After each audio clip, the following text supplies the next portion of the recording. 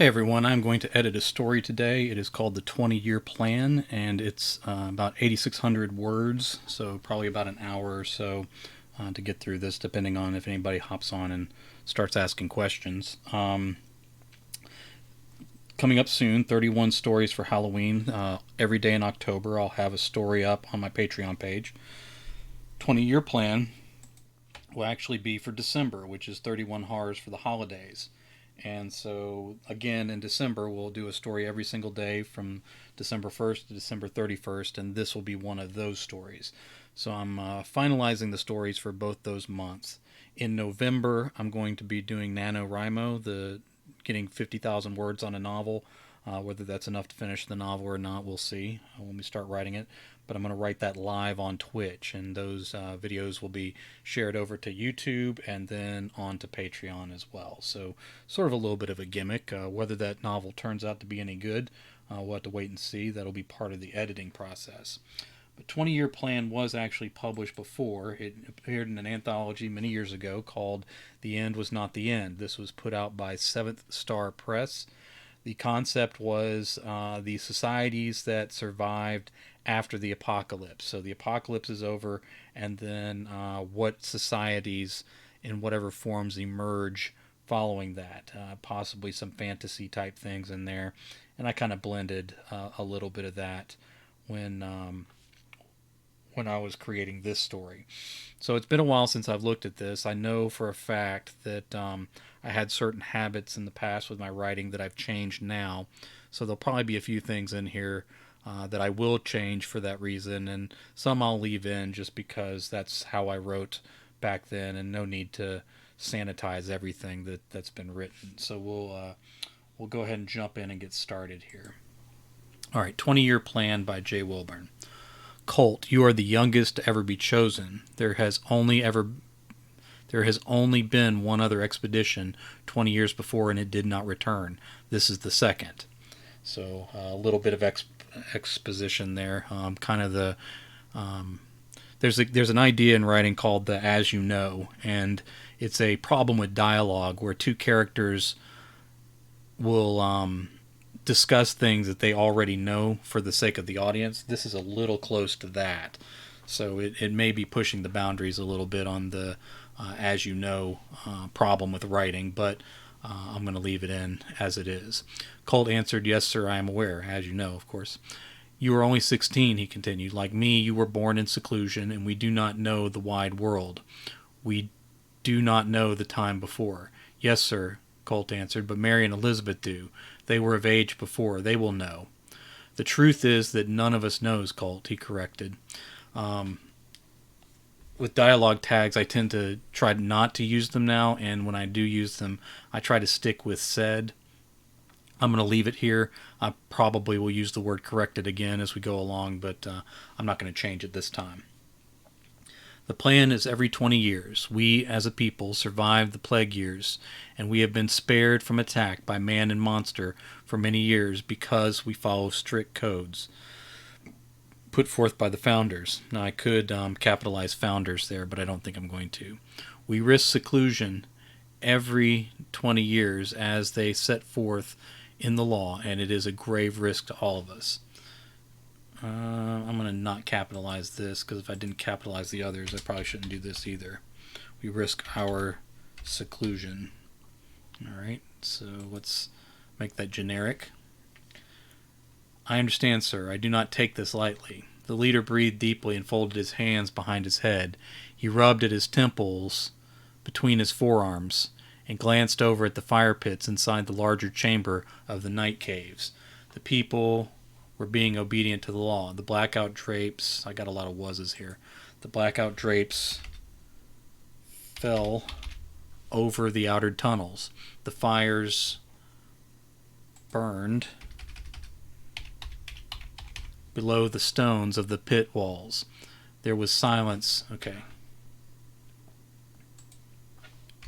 We'll say silence. Silence held in the outer chambers. He could hear the music faintly drifting up from the back of the caves. there were strings.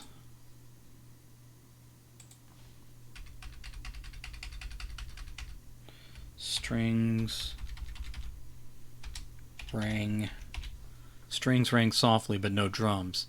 He recognized the melody as one his mother had whispered to him softly when he and his brother were children. That was a tune from before the fall of the wide world. You must not, he continued. You absolutely must not. Why would you think? The leader dropped his arms and leaned over the table between them. You volunteered, Colt. That would seem to be a virtue. Likely so, son. I don't doubt it necessarily. I also had a bad habit in the past of using ellipses way too often, so I'm going to pull this one. I don't doubt it. Maybe leave that one in? I'll leave that one in for now. I don't doubt it, necessarily. He paused and ran his fingers across the rough-hewed surface of the boards. No hammering or rough sanding was used to build the tabletop. Speak plainly, Mr. Johnson. I am not a boy with soft feelings. You and I are both young, Colt, the leader countered. I was born... Let's just change that to said. I've used it a couple times, so let's simplify things a little. The leader said, I was born months after the arrival and establishment of our village. I am not 40, and I am the leader of these people. Even at the eve of the second 20, many of them were born before the fall, and I am responsible for them all. You, Colt, have traveled the farthest of anyone since the founding of Seclusion. Oh, Seclusion's the name of the village. All right. So, I think I would remember that since I wrote the story, but it's not been quite 20 years since I wrote this story, but it has been a while. All right, speak plainly. I am not 40. Even at the eve of the second 20, many of them were born before the fall, and I am responsible for them all. You, Colt, have traveled the farthest of anyone since the founding of Seclusion. One of the maids offered to refill the leader's cup. He lifted it and moved it to the other side of the table, away from her pitcher, instead of sliding it across the table. She held the pitcher out to Colt. He looked up silently and nodded. She lifted his cup, tilted it so the water flowed over inside without pouring. She set it back down gently and walked away. The farthest of anyone still living, the leader added. So, we put a comma there. The computer seems to want it. That's good enough. So you are young to lead, and I am young to far hunt, Colt agreed. We serve both positions well. I accept your endorsement, Colt, but there is more. My brother was one of the 3 men that set out on the first 20th year. They did not return. We mourned their loss, but we also feared their failure. We knew that coming back from a wide world infested with monsters would lead them to us. Colt offered. Make a comment there. Perhaps your brother was a hero. He did not return because of that very reason. It does not matter, Colt. Mr. Johnson looked down so that his face was washed in shadow from the walls of the glowing pits. They must have found other men in the wide world and did not allow them to return, humans with monstrous souls. Men are capable of terrible things, the risk being that torture could force confession.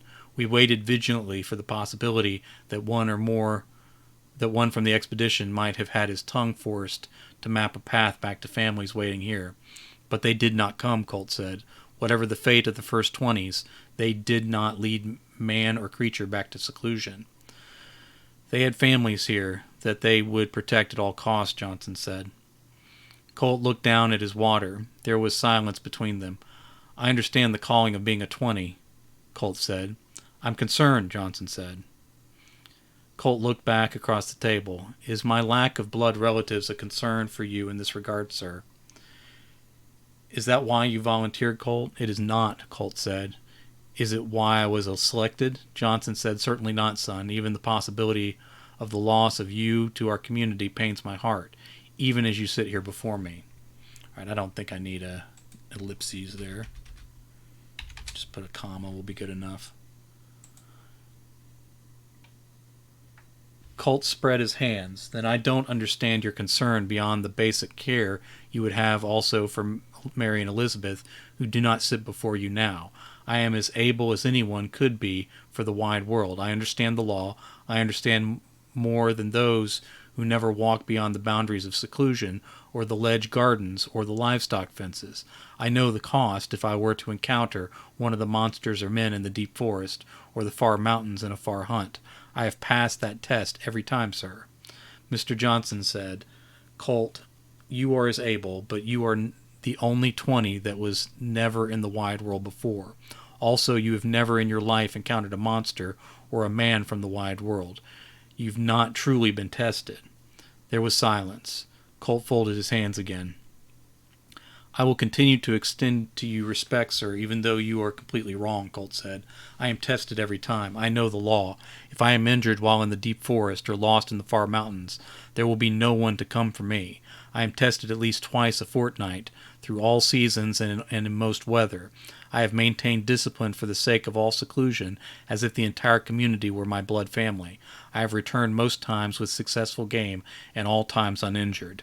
Mr. Johnson smiled and then covered his face with both hands. He lowered his face back into the shadow and dropped his hands. I accept your respect and your correction, Colt. He raised his face back into the flickering light. There's a lot about his face here.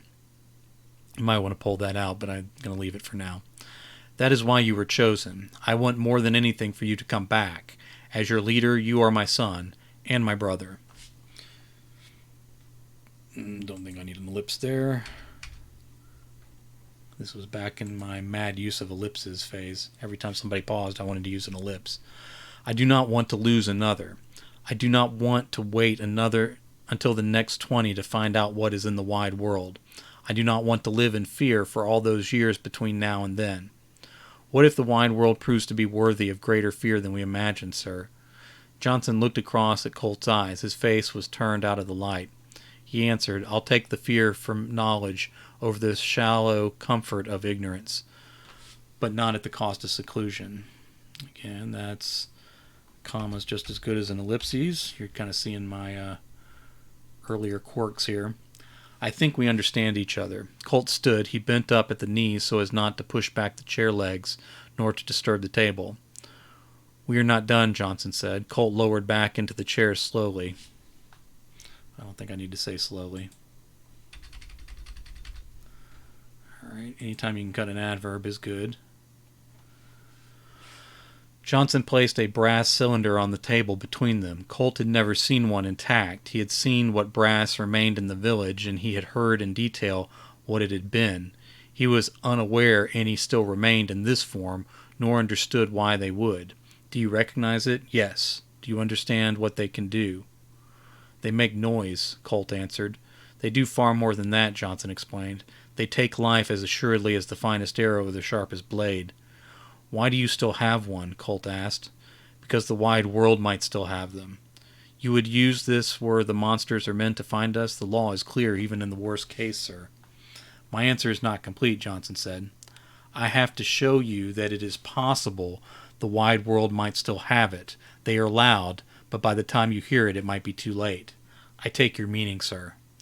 My father gave it to my brother shortly after I was born. He kept it even after they were broken for their metal and powder.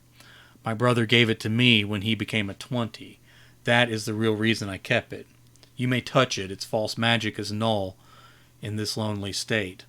Colt shook his head. Johnson removed it from the table with 2 fingers. I want to hear the law of the 20 from your own lips, Colt. Colt brought his hands to his chin, still clasped together, and looked down. The world may be purged of life or returned primal. Even in that state, we wait a fortnight to be sure we are without plague, and then we return or we die in the wide world if we show symptoms. Colt licked his lips. We may find the world infested in 2 ways. Colt trailed off as he looked into the light and saw the eyes of the other villagers staring from the fire pits. Mr. Johnson looked too. The others turned their eyes away and went into whispered conversations. 2 men with thick beards turned their bodies toward the fire pit and away from Colt's conversation with the leader. Colt looked at their gray hair as it captured the firelight at the edges. I think firelight would be compound. And it is. Continue, Johnson said. Colt recited the law of the 20 as he had been told. Johnson steepled his hands as Colt finished. You are to be successful in return as you have done every time you have left seclusion. We call them the deep forest and the far mountains, but the truth is they are all very close, and the wide world is very far.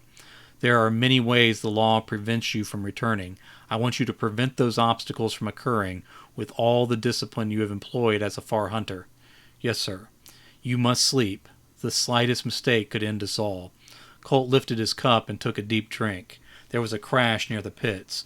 Water soaked into the floor around the shattered pieces of the pitcher. There was an inhale of air through the cave, but no gasps.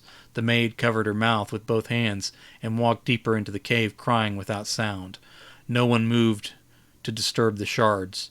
The two gray men turned and met eyes with Johnson. He nodded. They stood and walked through the blackout drape.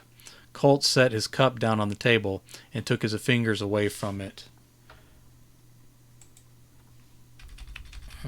Slowly, with care is technically an adverbial phrase, so you're really doing the same thing again, but I'm going to leave it. They walked between the huts, built into and around the broad trees. Sunlight filtered through the leaves and the vine netting above the structures. One couple rebuilt. They don't need to was rebuilding anything.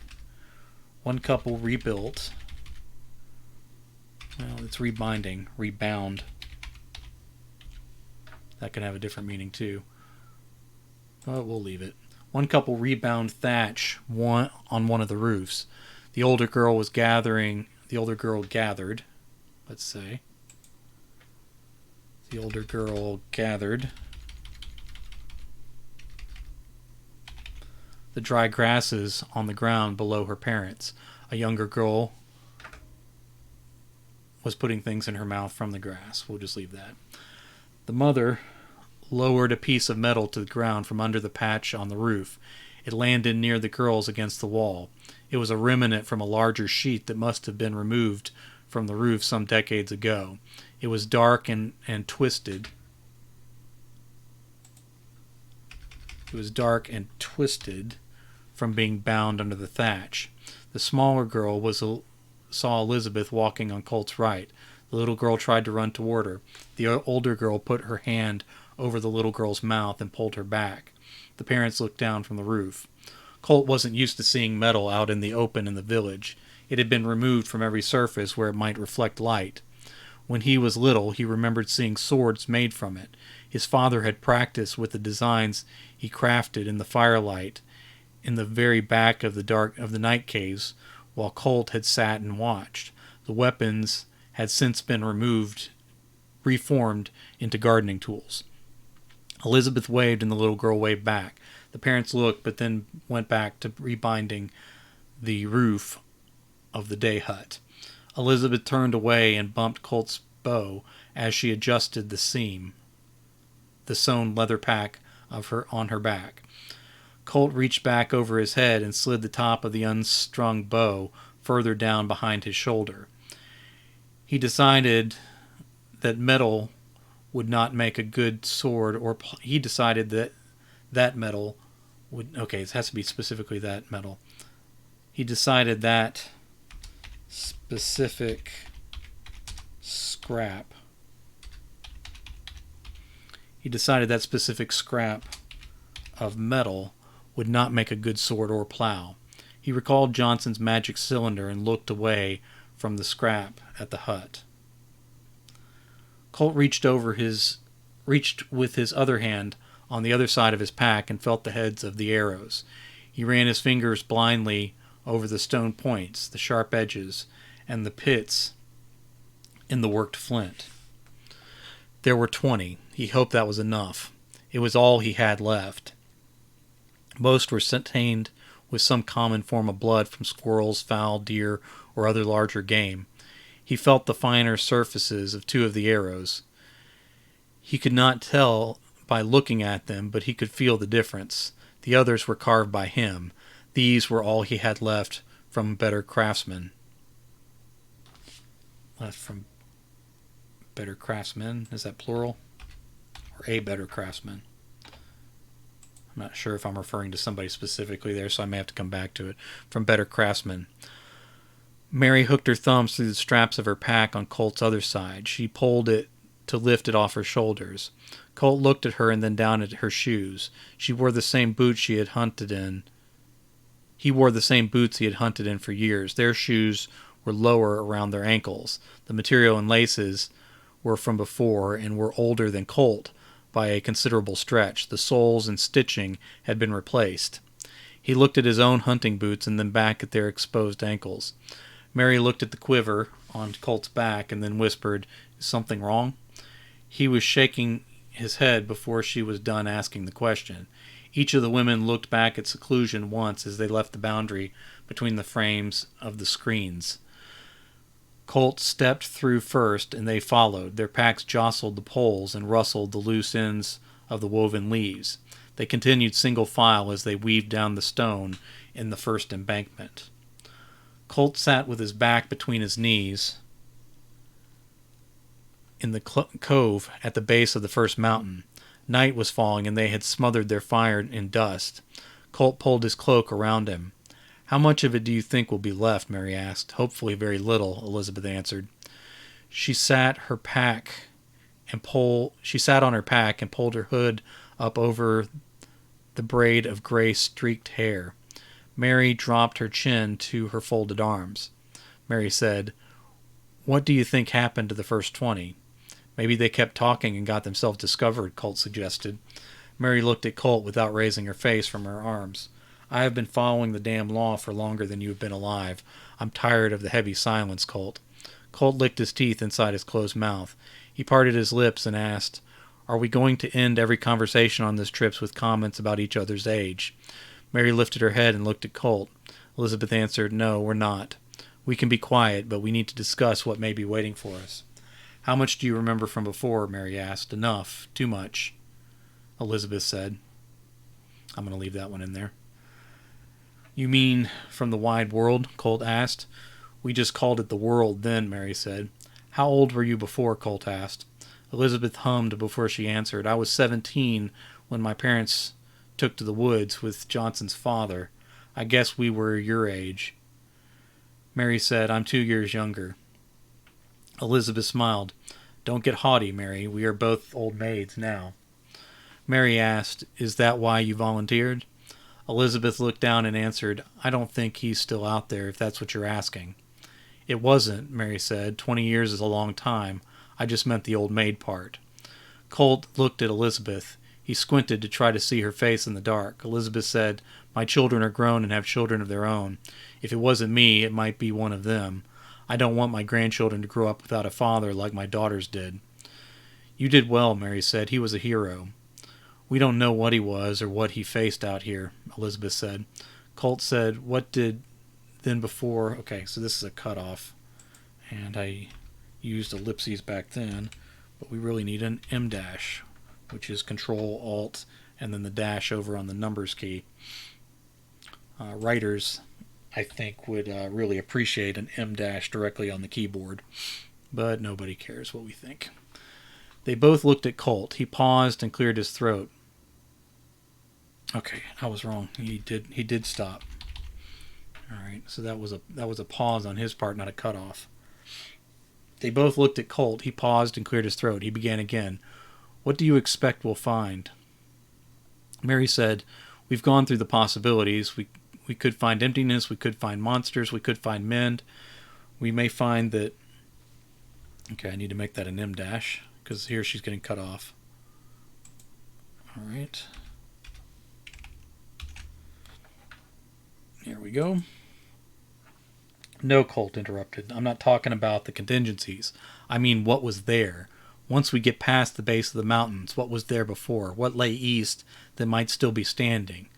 What were the villages like?" All right, I'll leave that ellipse in. "That's hard to answer when seclusion is all you know in terms of men," Elizabeth said. "I'm not stupid," Colt said. "I can imagine what I'm told. I can understand what is explained to me. We don't think you are stupid. Let's make that a contraction. I had Colt talking without contractions because he's from sort of a different place and time. But I'm going to use him here. We don't think you're stupid, Elizabeth said. We just lack the ability to explain well. Then explain poorly, Colt said. There were houses, cottages in cities, very large cities, monoliths, Mary said. The houses probably haven't lasted 40 years, Elizabeth said. All right. Moving right along. Unless there are men rethatching the roofs, Colt said. These roofs weren't thatched, Mary said. They had solid shingles. Like slate, Colt said. No, Elizabeth said. The shingles were tar over paper. All right. Colt stared a moment. There is no chance they are still standing. The cities were far, Mary said. Surely we won't go that far. Elizabeth shrugged and dropped her forehead to her knees. What are the monsters like? Colt asked. Has no one described them to you? Mary asked. Poorly, Colt answered. We are going into the wide world taken by plague and monsters it created. I need to know what we may face, plainly. All right, I don't need the ellipses there. All right, and if a person's talking, they can use all the adverbs they want. Mary inhaled but failed to speak. Elizabeth didn't look up from her knees until the crash in the forest behind and below her, outside the mouth of the cove. She stumbled as she bolted from her pack. She nearly staggered into the burning coals of the fire. Mary whispered, What? Colt dropped his cloak off his shoulders and waved his fist back at her in the air. All right, so this needs to be a cutoff. So we'll make it an M dash. Colt dropped his cloak off his shoulders and waved his fist back at her in the air. He lifted his bow from the ground and strung it over the notch of the top knock. As he strung the stave and the string went taut, the top limb of the bow above the grip creaked. There was another crash in the trees below the slope of the cove's mouth. There was a low growl and then abrupt silence. It was too brief for Colt to place it. Okay, I'm using a lot of was's there, but I'm going to let it go for now. Mary breathed. Is that an animal? Can you tell? Colt felt through the quiver and pulled one of the finer heads left him by the late craftsman. He rubbed the head of the arrow like a talisman as he watched the empty space and waited. Mary whispered, What is it, Colt? Damn it, woman, Colt said. He let the arrow slide through his fingers to the sinew and then set the notch into the string without drawing it. If you have no respect for the law, be silent for your skin. Something was digging. Okay, let's say something dug. Don't need to keep using was here. Something dug at the ground below the cove. It was close. Colt drew back the string and aimed at the empty space above the noise. The growl built again, but it was deep. It groaned or whistled through the lungs and a throat Colt couldn't picture. The ground under his toes and knee vibrated from the digging. Elizabeth whispered, I'm sorry, Garrett. Colt gritted his teeth. All right, I use gritted a lot, so I'm wondering if I used it here. I'm going to leave it for now. Gritted his teeth. The digging stopped. The groan stopped. It was not abrupt this time. It choked off with a few squeaks and the sound of breath over fluid. Colt's hands shook with the tension suspended in the string, as they had not done since he first learned to draw the string by the guidance of the craftsman. All right, I'm going to need to go back and fix that other craftsman that I changed to plural. The breathing continued shallow, harsh, and wet. The trees crashed below them, and they could see the foliage high in the trunks waver and then whip with the force of it. Colt tried to focus on the space he had targeted at the head of the cove instead of the thickness of the trunks that were being moved. The thickness of the trunks being moved. We can take out that and were. A couple words that should always be cut when possible. It's moving down the slope, Mary said, and you're still talking, Colt whispered. We have to go back, Elizabeth said. This was a mistake. We can't go back, Colt said. They are too close to the village, Mary said. How could they be this close? Didn't you hunt this far? This far, but not this direction, Colt answered. He stood and relaxed the bow, but kept the arrow in place. He took 3 steps forward and stopped. He looked up at the dark gap of the sky through the trees on the rock faces above them. If no one knew they were here, this was a good position to hide. If they were being hunted by something that could move trees, it could be a death trap. We have to go back, Elizabeth insisted. Colt snapped his eyes back to the mouth away from the sky. To the... Well, I should have just left that there. To the cove's mouth. Away from the sky. I'm not sure cove is the right word, but I'll leave it. Kind of like alcove. He approached the opening of the mouth. We can't go back, Colt said. We are the 20. He stuck his head out into the exposed mountainside and peered over at the dirt below. What are you doing, child? Elizabeth huffed. I have to see the marks to know what stalks us, Colt answered, and I am nobody's child, just as you two are nobody's wives any longer. The gouges in the hillside were deep. Let's make that something besides were. We'll say they sunk deep.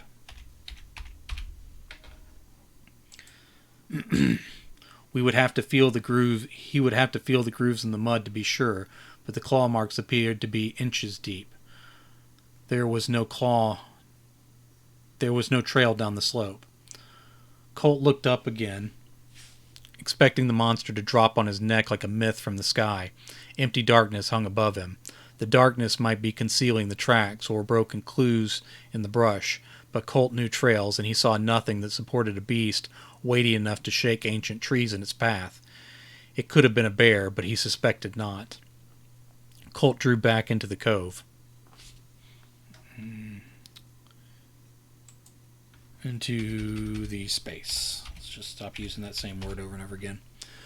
We need to consider going back, Mary whispered. We cannot, Colt said. We are the 20, and we will not feed your grandchildren to that beast. We should consider moving from this place, Elizabeth said. It may have marked the spot for a return attack. Wandering in the darkness is no plan either, Colt said. Could it be a natural animal? Mary asked. It could, Colt said. Do you think it is? Elizabeth asked. I think we need to end our conversation for the night, Colt said. All right. I don't want Colt sort of dictating to the women all the way through the story, but we need to establish that even though he's young, he has some agency. And I believe the women still have agency, even though Colt may be talking to them in a way we wouldn't like in modern times. They all rose with the faintest light of morning and ate in silence. Colt suspected they had all slept as little the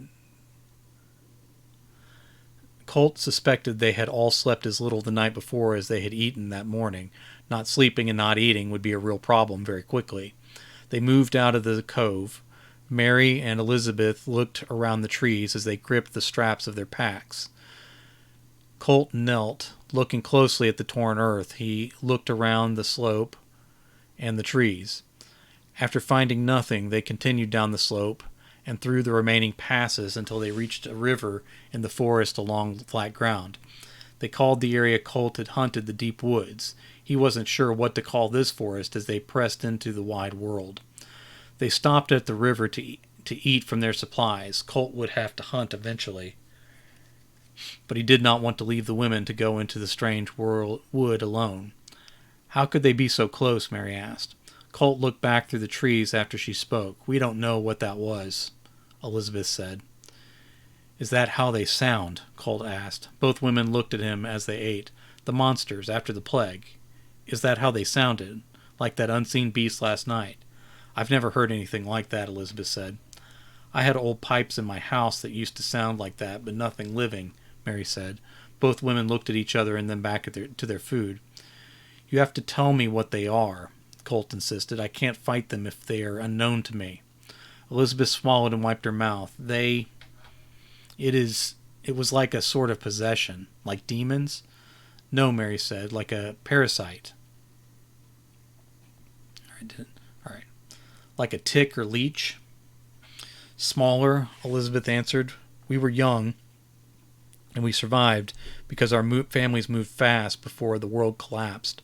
The doctors didn't know what exactly was happening. The plague and the monsters may have been two different events. Mary said, whatever that was, unless it was a bear... Okay, I'm going to break that ellipse there. Let's make that just a plain old comma. unless it was a bear or a mountain lion. All right, let's do another comma over here. That was not around when we fled to seclusion. Colt shook his head. Let's take out the wases here. Colt shook his head as Mary spoke. Every time you cut a was at that or an adverb from your writing, an angel gets its wings. Make sure I'm still on screen there. They found a spot to cross the river and continued east as they had been instructed. Colt was looking for better shelter as at Colt. I'm using was, and then again I'm still using looked a lot. Colt kept an eye open. Again, that's still kind of passive, so I'm not really kind of a lateral move there. Colt kept an eye open for better shelter as afternoon began to pass over them. There were no huts or villages in evidence that he saw. It couldn't have been a monster, Mary said. That close to the village we would have been discovered long ago. Are you convincing yourself or telling me because you think I hold the opinion that it was? Colt asked. Mary said, I think we should go back. Your courage fails you? He asked. Elizabeth said, we would get back just in time to stay in the same canyon where it found us the... All right, now here we have a cutoff. So trade that for an M dash. I don't even know if I knew how to make M dashes back then. I was just kind of improvising. The ground shifted under them. They stopped and looked up. Colt reached for his bow and the ground collapsed. Their feet plunged below the surface and they sunk into the brittle ground with a deafening crackle. Colt ceased falling at waist deep. Both women sunk to the underside of their flat arms above their chests. Mary screamed and then clapped her hands over her mouth. The sound echoed out through the trees. In the odd silence that followed, Colt shifted, comma, feeling the hard, loose material shift. We could use, say, adjust around his legs. Something sharp bit at his legs. Let's not use legs again. Let's say thigh. Something sharp bit at his thigh. He halted again. He reached down and picked up a long, blackened shard of what was holding them. He turned it over in his hands. What's happening? Mary hissed. You don't hiss unless there's an S. I guess there's an S in there. What's happening? Mary hissed. I guess I could leave that. A femur, Colt said. What? Elizabeth asked. Bone, Colt said. These are bones. Human, I think. Alright, I don't need a ellipse there. I can just make an incomplete sentence. Human, I think. Mary whined in the back of her throat and then choked it off in a gurgle. The sound made Colt shiver. People shiver too much.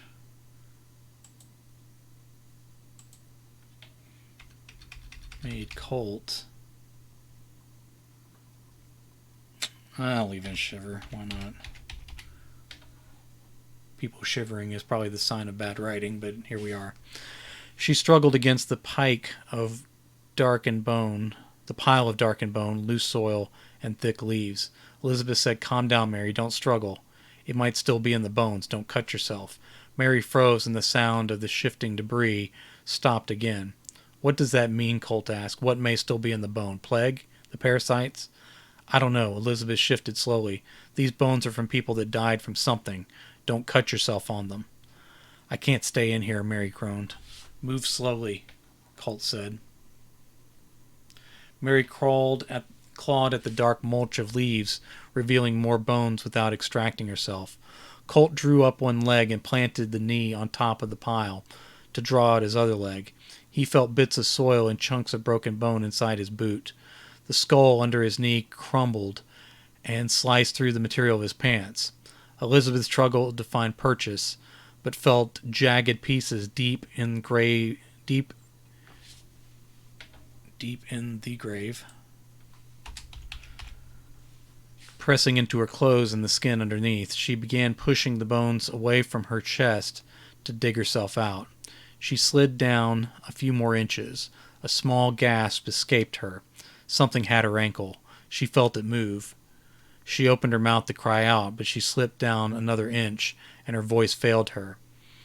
She couldn't catch her breath. Okay. I'm jumping heads here.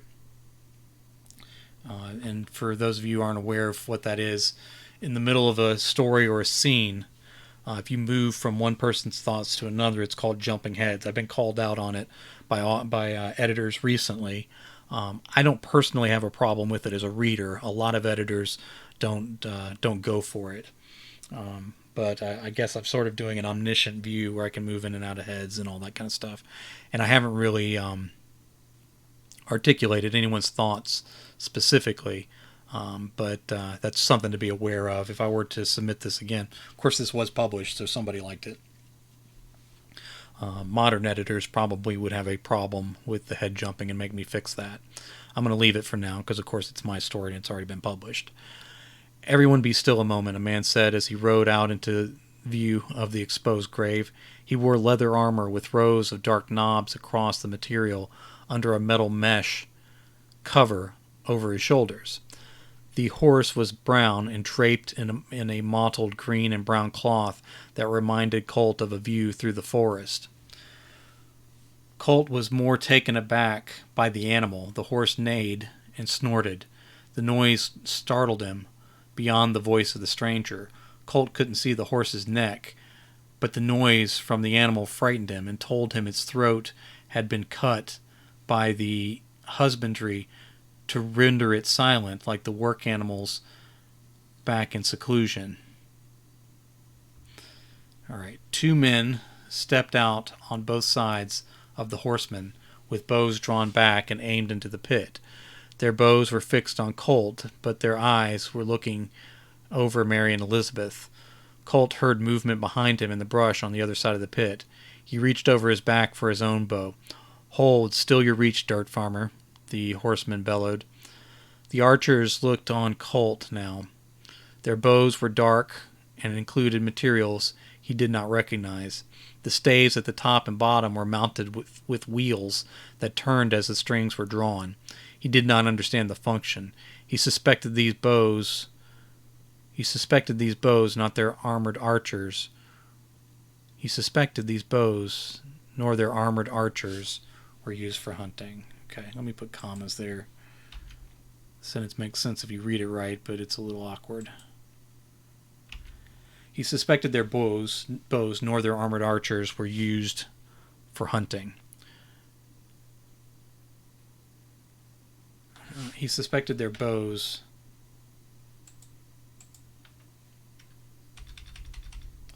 and their armored archers weren't used for hunting. That's cleaner. Says what you're trying to say instead of dancing around it. Okay, one of the archers said, "We can let fly before you begin to string and let that wood stick and fishing line. Before you can string and set that wood stick and fishing line of yours." Colt dropped his hands. "We appreciate you uncovering this death pit for the sake of our horses," the man said from the saddle. "Remain where you are in those ancient cursed bones in the event we need to leave you there once we have spoken. Take the toys from the boy, please." Colt reached as he felt his pack, bow, and quiver being pulled from his back. "No, Colt," Mary whispered. He bit his lip and dropped his hands again. The horseman continued, "This is the governorship of Lord Smith. You do not wear the colors of his serfs, nor do you bear the seal of travel. I am led to assume that you are here both illegally and to ill intent." "We are not," Colt said.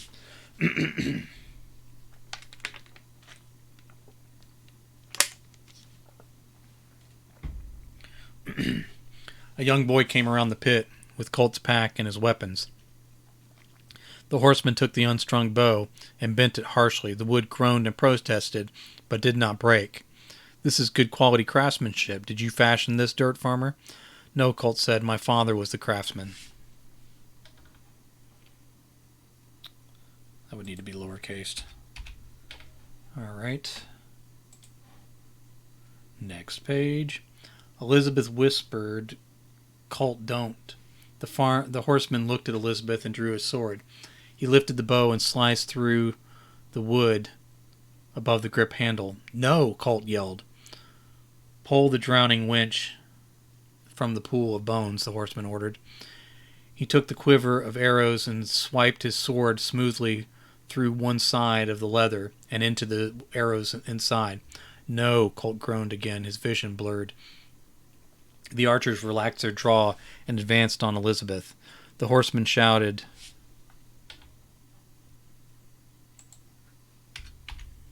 He doesn't need to shout. Let's just have him say. The horseman said, dirt farmers do not give orders to us nor each other. Don't give orders to us nor each other on this land, and you do not have the privilege to carry your own. And now we're going to have this stop. The violence was so swift that Colt missed it completely in his blurry-eyed sorrow and rage. He wiped his face on his sleeve in confusion. Both Mary and Elizabeth were screaming, and so were the men around and behind them. The women were not being careful any longer as they scrambled free of the bones in the pit. The horse was rearing and spinning in place, but the rider was absent. The warrior bows were cast on the ground as well. Colt struggled up and crawled forward across the pit, embedding shavings of blackened bone into his palms as he set them in the points of ribs and in the edges of empty joints.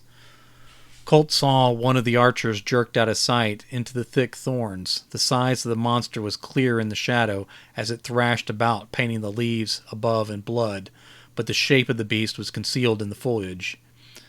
The head of a man bounded across the pit and came to rest with lines from the former internal connections stringing behind. Came to rest with lines, let's say shreds, that lets you know that we're talking about meat. Don't know why I'm being so cute about it there. With shreds from the former internal connections stringing behind it. It came to rest in the wet leaves at the edge of the collapse, between where Colt knelt and where Elizabeth was climbing out, coated in mud and broken bone.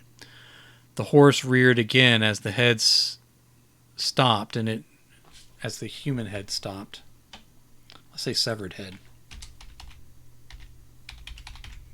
There's only one head that's detached right now. As the severed head stopped, and it ran wild into the trees. And the mount ran wild into the trees.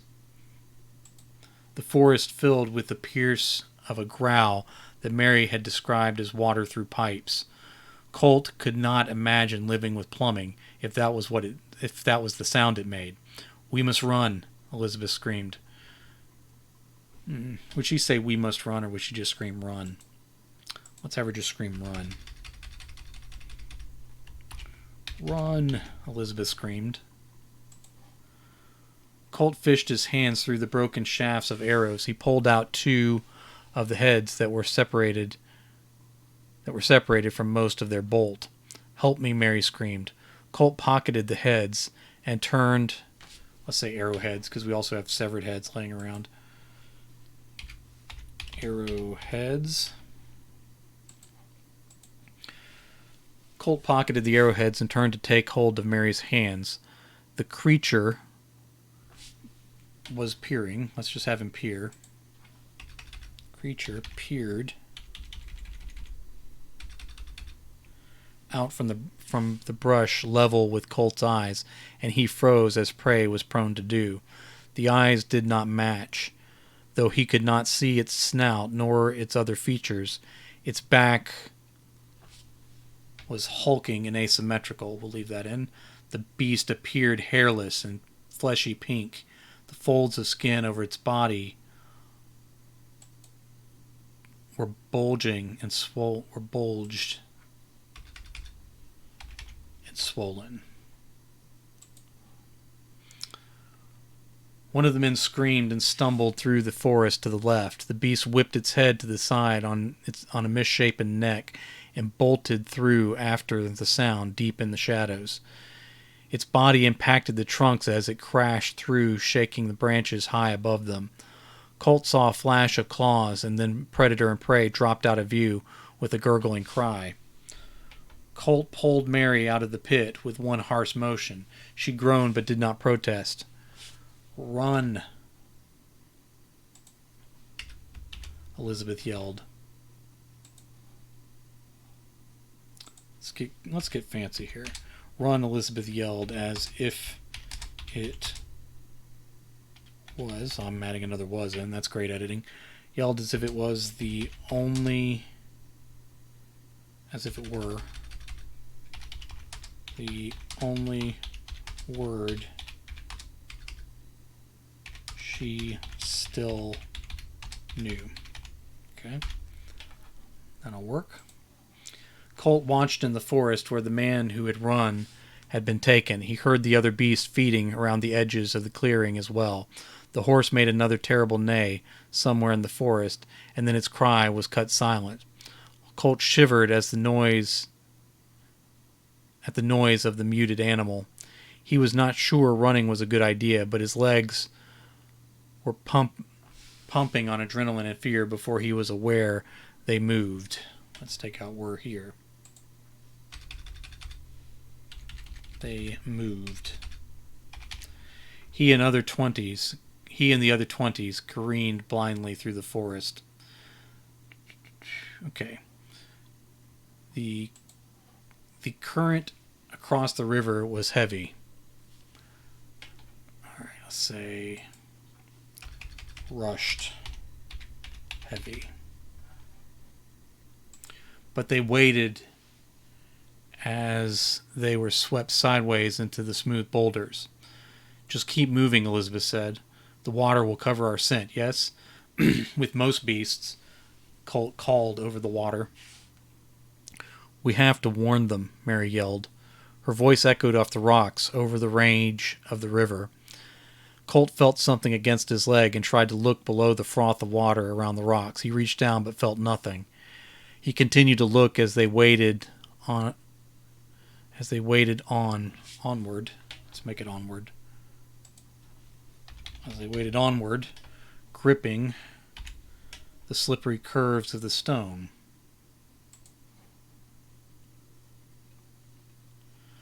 "Who do you wish to warn, Mary?" Elizabeth called as she began to rise up on a lip of stone under the water. Elizabeth slipped and went under the foam. Colt reached forward but could not find her. He climbed up the lip of stone, slipping too. His hand found something soft and he pulled. Elizabeth came up coughing and thrashing.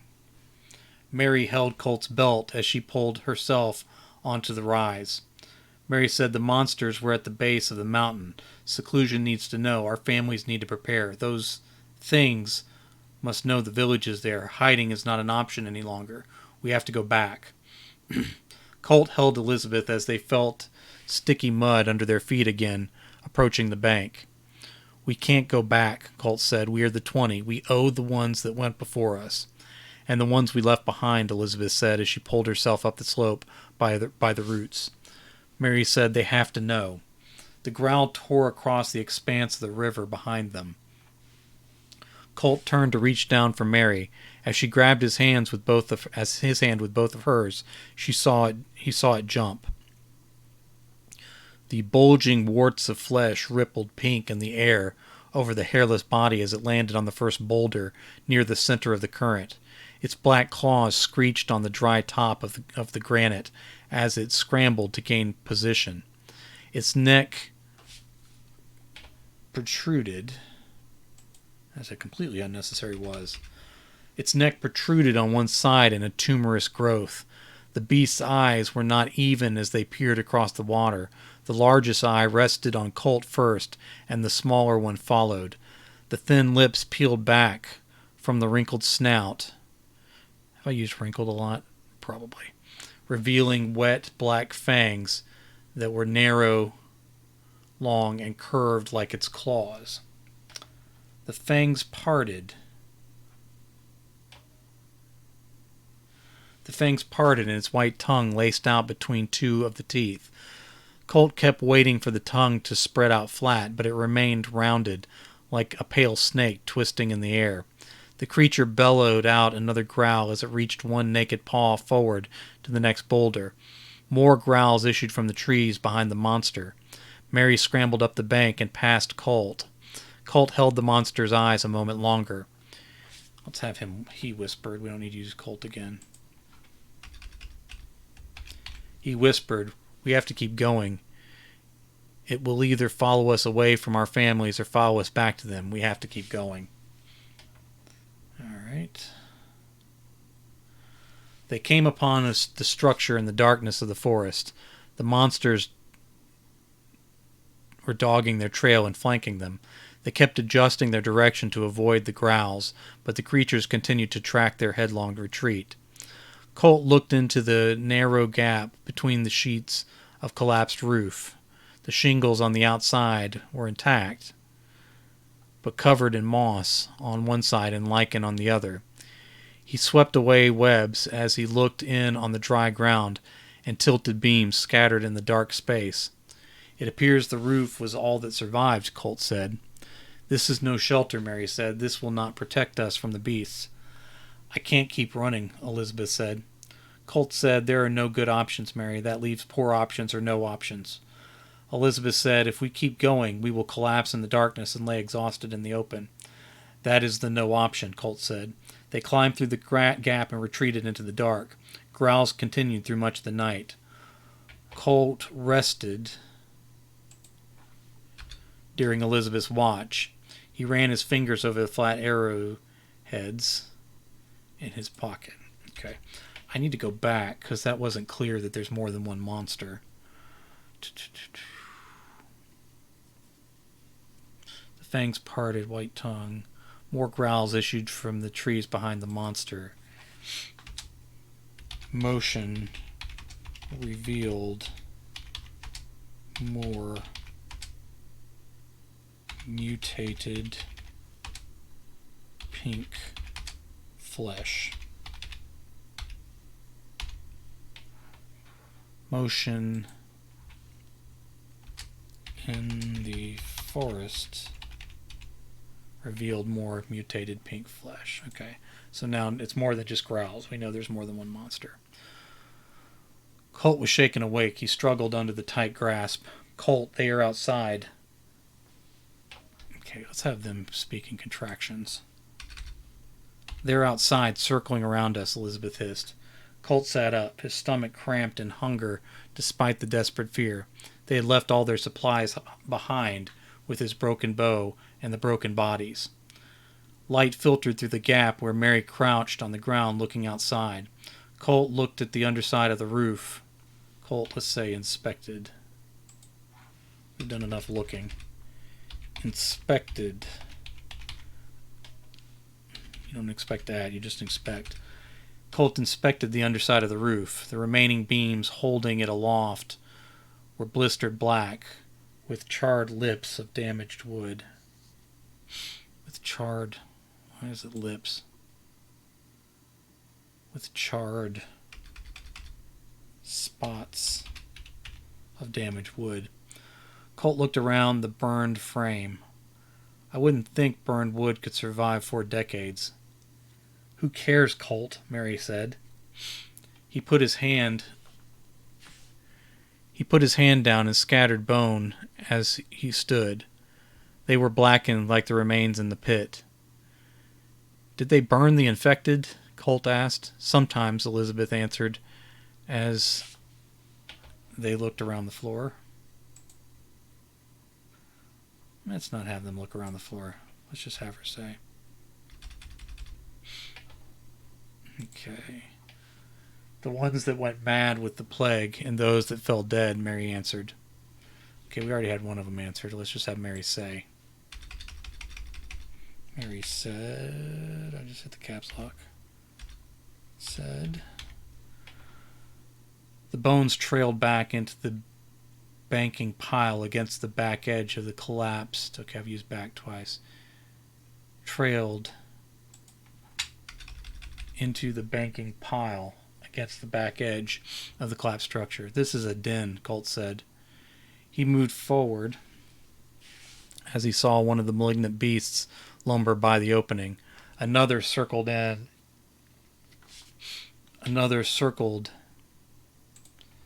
into view from out of the trees. The creatures growled and hissed at each other. Colt ventured closer to the opening beyond Mary. There were 2 along the tree line and 3 crouched with their twisted hindquarters just feet from the opening. They growled at each other in overlapping whistling roars that carried through the forest. "What is this?" Elizabeth asked. Colt looked down and saw deep gouges dug into the dirt in front of the opening. He said, I think they are fighting over who eats first." The beast in the center, facing away from the gap, stood on its hind legs, raising its claws above its head. The 2 in the trees stood and walked forward, snapping and baring their claws. Snapping jaws and baring their claws. The other 2 sprang forward, and the monsters ripped at one another with claws and fangs quickly wet with blood. "We need to run," Elizabeth said. "They will track us," Colt said as he watched the monsters macerate. Synonyms. Marinate. Okay. Macerate each other. They're not marinating each other. "They're tracking us now," Mary whispered. "This is our only window," Elizabeth said. Colt rubbed the arrowheads in his pocket. "Let's go." They slipped out and walked around the roof. Colt sent the women first. One of the standing monsters turned and looked down at Colt. There were deep red gashes through the flesh above its snout. 2 cuts ran below its enlarged right eye. 2 lines were cut above it. It peeled back its lips over thin, bloody fangs and roared at Colt. He turned back and joined the others in the belly. Of the still living monster they had pinned to the ground. Okay. The creature turned back. Turned away from Colt and joined the others, feeding on the belly of the still living monster they had pinned to the ground. Colt ran. All right, that works okay. Okay. They were not eating enough. They were not sleeping enough. For the last 4 mornings, they awoke to find gouges dug into the dirt outside the cave or ruins.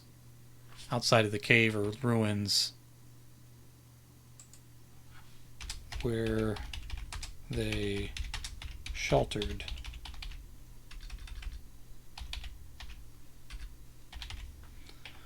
On one more occasion. On another occasion, the pack of monsters had engaged another lone creature that had tried to stalk Colt and the women. I'm focusing on the women too much in terms of separating them. That had stalked the 3. Okay. Colt and the others.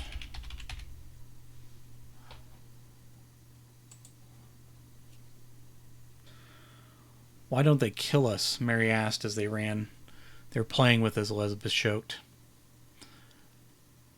"We have to lose them," Mary said. Colt heard the explosive noise at the same moment that it bit into his shoulder. He pitched forward into the leaves. His blood splattered out in a trail in front of him. Elizabeth and Mary knelt beside him. He sucked in air as they turned him over. "You have to keep running," Colt said, his blood soaked into his shirt. "It went all the way through," Elizabeth said. "We need to bind it," Mary said. The men mounted the hill above them, looking down on their prey. Some had swords of poorer quality than what his father... Okay, we need to say Colt. What Colt's father had crafted when he was a child. 2 had bows. 1 carried a long metal wand that was smoking from the end. "You need to run," Colt said through gritted teeth as the women shed layers of their own clothing and began twisting them into long strips. One of the men sneered and began trudging down the hill, waving his sword, making it slice with each audible slash. "It's poor quality," Colt whispered as he watched the man descend alone. Elizabeth wrapped the bandage tightly over the wound, making Colt gasp. She said a poor option is better than no option. Colt opened his mouth. He wasn't sure if he intended to yell at them, to run, or to explain what he was talking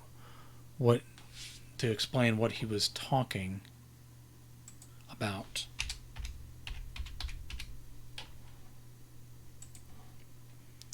The pack of monsters speared into the backs of the men on the hill. They tried to scatter, but black claws tore through their throats and chests as the men tried to flee. The monsters stood on their hind legs, taking down every victim as they turned. They were not eating. The swordsman turned to see the carnage and then ran toward the 20s. He was no longer waving his sword as he pumped his fists. He wasn't smiling. One of the monsters bounded down the hill after him as the other 2 cut down the remaining hunters. "You need to run," Colt shouted. "Get up, boy." Elizabeth can't shout too. "Get up, boy." Elizabeth, let's have her make an action.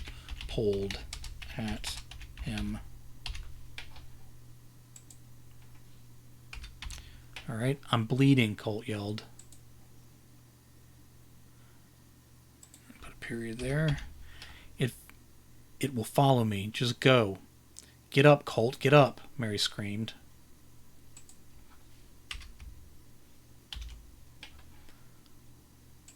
The man dropped his sword as he called, "Help me, please." The claws erupted from his chest in 4 black spines. He was still alive as he hurled. Instead of having him was hurled, which had him hurled. As he hurled sideways in the air. His body slammed into the broad trunk of a tree several feet above the ground. He struck with bone-crushing force and then fell limp to the forest floor in an unnatural heap. The beast stared at them through the infected gashes around its right eye. It stood on its hind legs, bent at odd angles, and heaved for breath through its bared fangs. Its misshapen chest and hunched back expanded and contracted with each hail. It reached down to the ground and swiped its claws through the dirt, scarring the earth by its hind paws. The hilt guard of this crude sword was snagged by the claws and lifted into the air. It skidded to a stop against the bottoms of Colt's boots. The creature extended its bent neck and leaned toward the ground as it roared at them. Elizabeth pulled Colt to his feet, and they ran. His wound was not healing well. They could not find herbs they recognized. There were lines of red infection extending out on both sides of his shoulder. It bled and leaked pus if he worked the arm too much. Then they continued through the forest. "Why, though?" Mary asked. "I can make no sense of it," Elizabeth said, "unless they are using us for bait to draw out their food." Colt said, "We've come at least 80 miles or more into the wide world from where we first encountered this pack. They seem to have territory based on the encounters we've had with other packs we've passed. But the trio following us has fought others. The trio following us has fought others of their kind to keep claim on us, it seems." "They are the same 3. We are sure?" Mary asked. All right, let's make this just a sentence. "They are the same 3. We are sure? Mary asked. I'm sure, Colt answered. It's 100 miles, Elizabeth said. How do you know? Colt asked. They emerged from the woods on an eroded slope. Large slabs of rock formed a bridge of massive boulders and stepping stones across the vast water to an island shrouded in fog. There were twisted spires of metal. Okay, let's flip that around.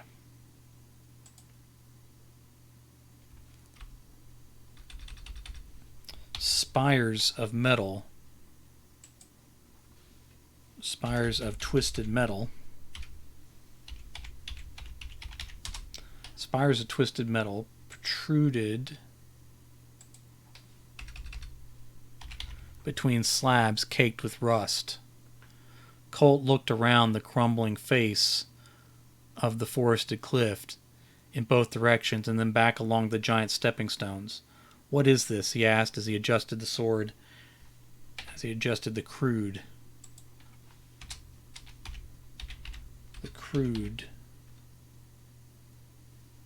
sword in his belt. Mary looked across at Elizabeth. Where am I? Yeah, okay. Mary looked across at Elizabeth. This can't be. We couldn't have come this far. There was a roar in the forest behind them, and the monsters came crashing forward, shaking the trees in their path. We have no other course, Colt said as he moved forward. Another poor option, Elizabeth sighed. They ran carefully over and between the exposed stone above the water. The monsters roared behind them and tumbled down the slope through the collapsing dirt. Faster, Colt said. Let's not have him shout. We'll just have him say it. They've done enough shouting. Faster, Colt said. They reached the island barely ahead of the monsters clawing their way across the bridge. The 20s ran through the fog on the island as more piles of stone towered above them on each side. What is this place? Colt asked as they ran. Where are the buildings? Mary asked. Did they all collapse? They dropped heavy fire on it when the plague swept over, Elizabeth said. I remember hearing about it as our family fled. Colt stopped. He looked up at massive ruins that extended into the sky beyond his sight in the mist. More twisted, rusted metal hung from the countless floors. He opened his mouth to speak, but then saw one across the gap. Saw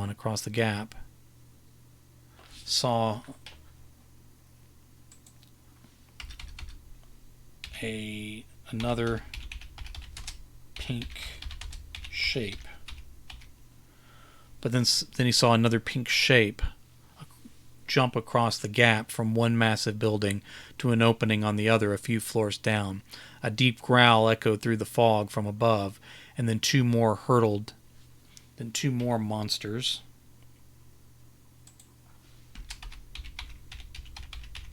hurtled through between the buildings high in the air. Colt drew his sword. Something lumbered across the cluttering street in front of them. Loud growls bellowed from the direction of the bridge. Colt moved sideways. Come on. They ran along the avenue, weaving between piles of stone. The roars built, and Colt continued to see motion in the air above them and to the side. They came out in the open by the water again, along a metal railing that extended in both directions. As they turned, three pink monsters walked out on all fours. Let's say stalked out. Three pink monsters stalked out on all fours with black claws clicking against the cracked pavement below them. Colt slid a hand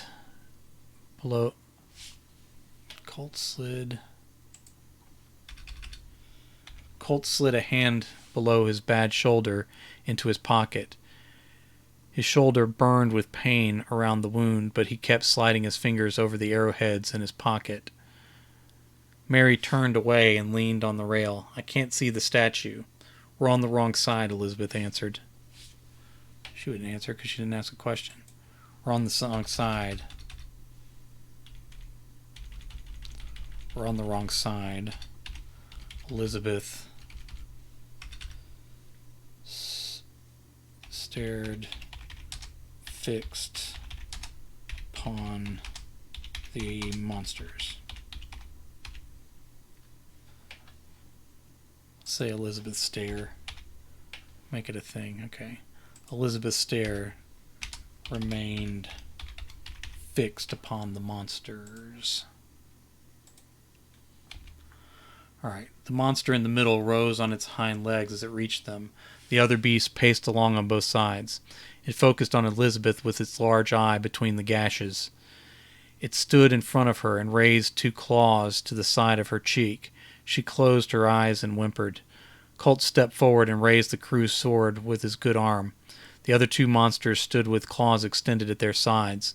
The creature with the scarred face turned and looked at Colt with its disproportional eyes.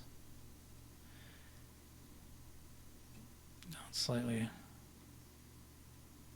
It looked down silently at the sword and back at Colt's face. Colt stood a moment and let the sword dangle at his side again. There were growls behind them, and the 3 monsters turned toward the new noise, still standing on their hind legs. The space between the streets began to fill with more of the horrid pink creatures. More, I'll say even more, because we got too many mores. Even more climbed over the top of the rubble, looking down on the ones by the rail. On the humans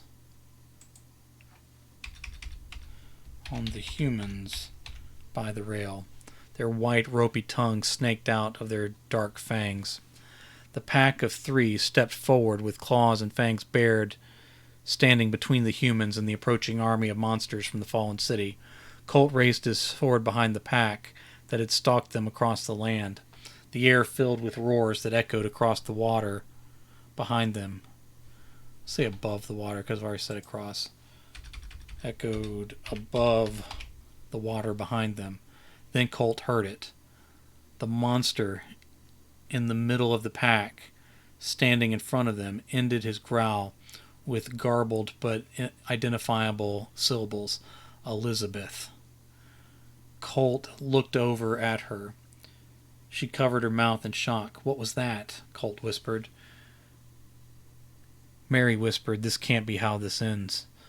Elizabeth extended her hand and reached slowly toward the back of the monster in the center of the pack. Garrett? The other creatures from the ruins advanced on the 20s. Alright, so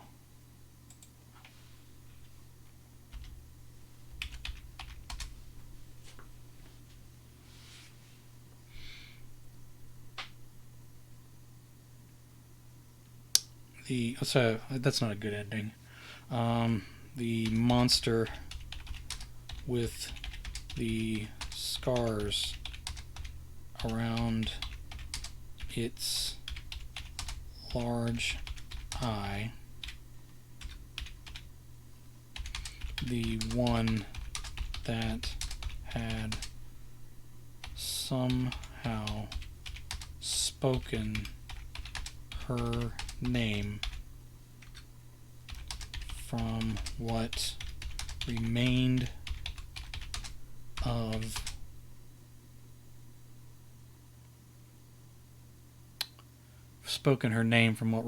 of its memory,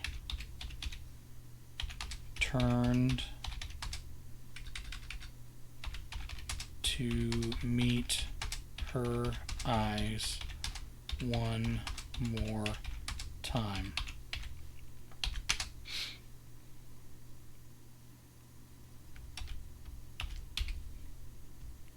Go.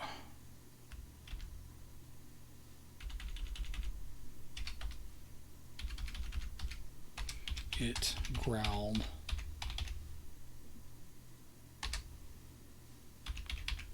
Like pipes full of air trying to speak. Go, it growled like pipes full of air trying to speak. With no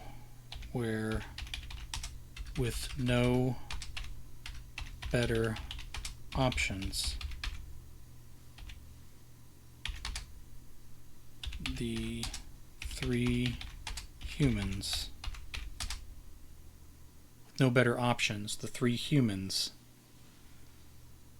climbed over the railing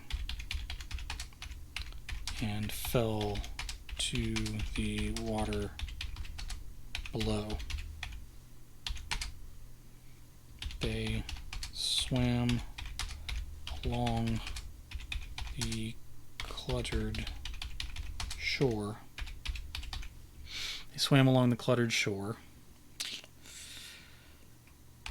And the sounds of slaughter and growls continued above them for a long time. The three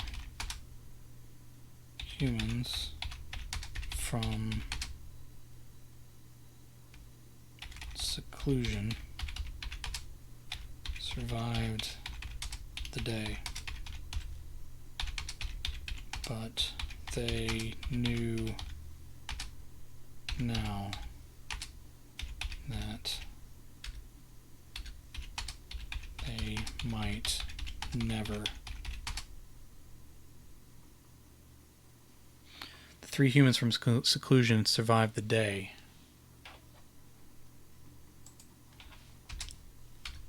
and they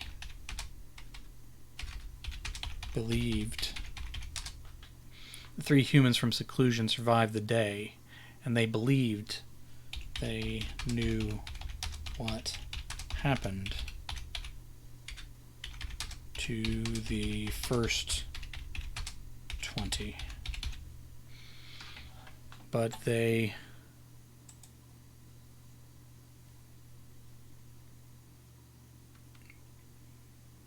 don't want to know. I'm a little stuck here. Three humans from seclusion survived the day, but they believed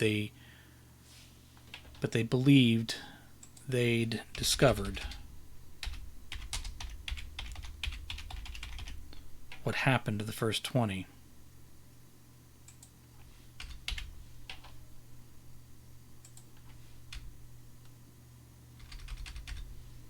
Now they struggled with whether they could ever return home.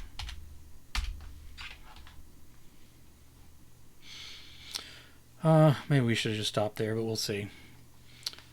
The other creatures from the ruins advanced on the 20s. The monster with the scars around its large eye, and the one that had somehow spoken her name from what remained of its memory, turned to meet her eyes one more time. "Go," it growled, like pipes full of air trying to speak.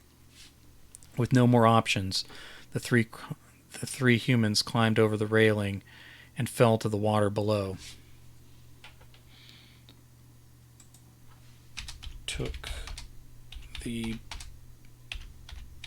bad option available. With no better options, the three humans took the bad option available and climbed over the railing and fell to the water below. They swam. They swam along the cluttered shore, and the sounds of slaughter and growls continued above them for a long time. The three humans from seclusion survived the day, and they believed they'd discovered what happened to the first 20. Now they struggled with whether they could ever return home. Alright, so we'll stop there. Let me go ahead and do the find for Craftsman. So the Craftsman was his father.